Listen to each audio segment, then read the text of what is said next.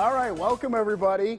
We have made it to, what is today? Tuesday. Tuesday. Yes, and look who's here. It's Sean Collier. Hello. Yeah. Thank you for filling in while Heather is away for a day. There's no filling in for Heather, but I'm happy to be here, nevertheless. Well, we're glad that you're here. And so you probably recognize Sean Collier because he's been on PTL before. Yes. But do you know everything that Sean Collier does? Probably not. Because I barely do. It's hard to keep up. Right. He is a writer. He's a stand-up comedian. He's a film critic on the WDVE morning show every Friday. Every Friday. And I love the stand-up comedian part. Because Thank you. that would, like, I occasionally give speeches different places, and occasionally I'm a little funny. Sometimes I don't even mean to be. But you, to go out there and say, I'm going to make you laugh. Oh, yeah. You have to have incredible confidence in yourself. You have to be, in fact, overly high opinion of yourself to pull that off. No, I started acting, doing plays and musicals when I was 13. So by the time I was doing stand-up, I'd been on stage for 10 years. And before I did stand-up, I did a little bit of improv comedy in college where you're making it up on the spot. So between I'm used to being on stage and now you're telling me I can plan this out beforehand and be reasonably confident that somebody might laugh at it. That seems easy That compared seems to the much, improv much part. easier. Yeah, you could wake me up out of bed and I could walk on stage and do stand-up. There's no nerves to that. Well, and and the audience generally wants to laugh. They want to enjoy the whole thing. They want you to succeed at it, right? That's true. And so that kind of Absolutely. helps. And if you had a voice like Sean's, I mean, my gosh. Thank you. I'm so jealous of your broadcasting voice. You're an actual broadcaster. Well, yeah, but you have You're doing just fine, David. Thank you, Sean. Thank you for my self-confidence boost. Anytime. Now, you're also the co-founder of the Vigilance Theater Group. And Yes. we've done a story on this. This is really unlike anything else, right, in Pittsburgh. There are, in fact, Pittsburgh is actually a bit of a hotbed for this. And I was a fan of this kind of work before I started working on it myself. So it's immersive theater, which means it's fully interactive. There's not a stage and then the audience. You are part of the show. You're interacting with the cast and talking to the characters throughout the evening. And we're getting ready for our second show. It's coming up this August 22nd. It opens. It's called Welcome to Moonside. Technically, tickets are on sale on Friday. But to give a secret to the largest audience I possibly can, if you Google Welcome to Moonside tickets right now, you'll get where you're going. Ooh, inside scoop for PTL viewers. That's right.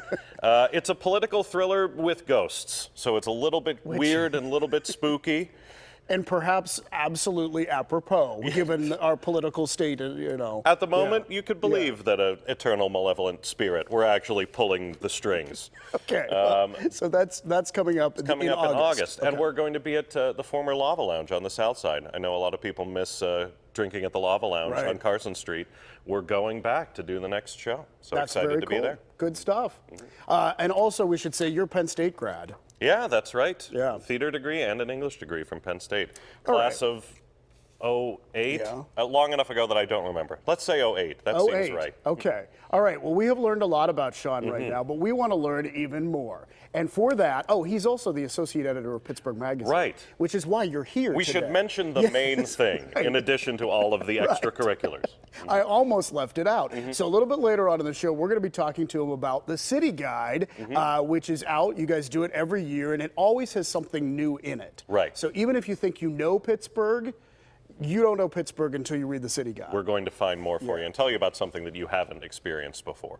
And if you think, hey, he looks kind of familiar, Gene Collier is his dad from the Post-Gazette, who you probably see on the nightly sports call. My mother pointed out one day, one night, my dad and Bob Pompiani were on the nightly sports call, and the next morning, me and Selena were on this show.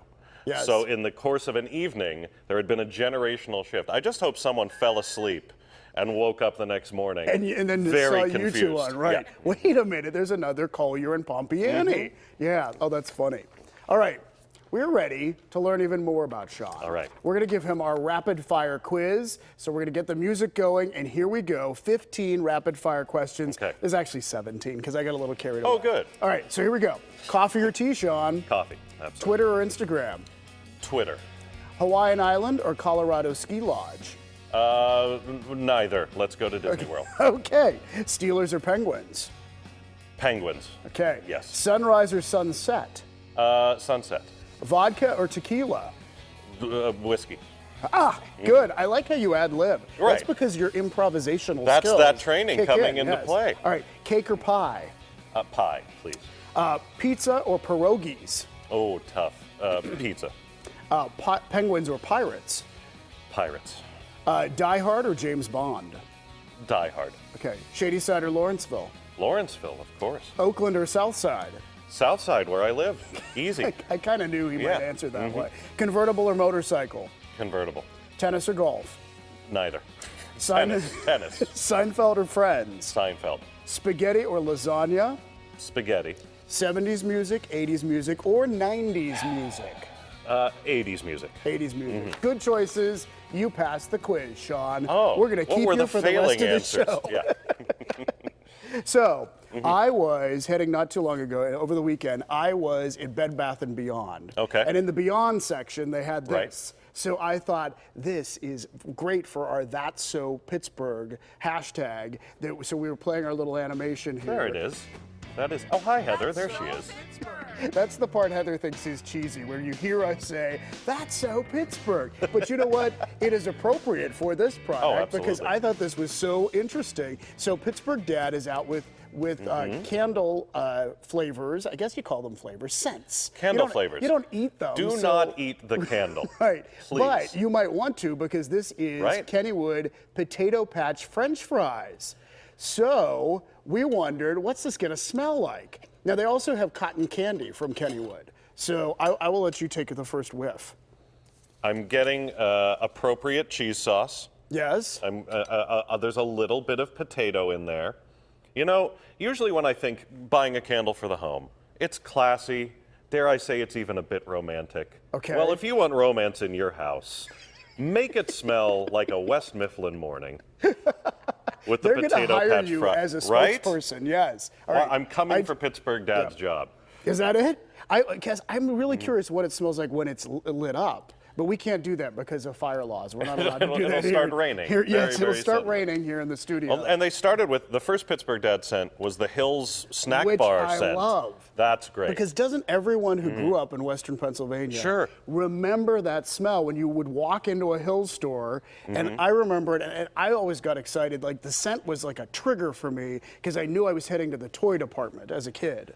Oh, and that I makes loved sense. the toy department in Hills. I remember when every store had a video department. You know, you could go into not just Giant Eagle and Hills, but Rite Aid would yeah. give you videos. Yeah.